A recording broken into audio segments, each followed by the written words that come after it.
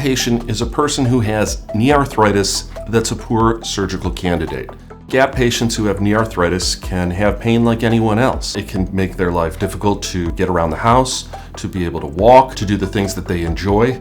The difference being that the gap patient is unable to get a knee replacement because of their medical situation. So they fall into this gap. Someone who has congestive heart failure or heart disease, someone who has unstable diabetes or high body weight, someone who might be on dialysis or has peripheral vascular disease. These are people who are at a much higher risk of complications from major surgeries like knee replacement.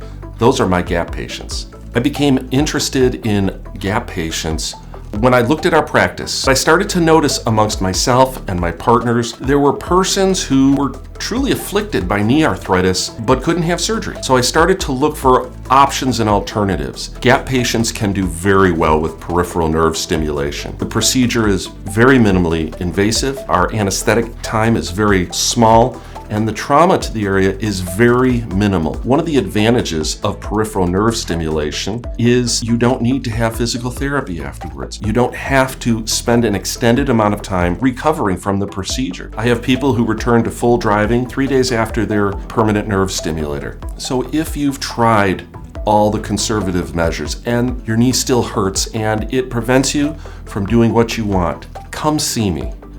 We'll find out if you're a candidate for a knee replacement or if you fit the profile where a peripheral nerve stimulator would be a better choice for you. I want to help you get better.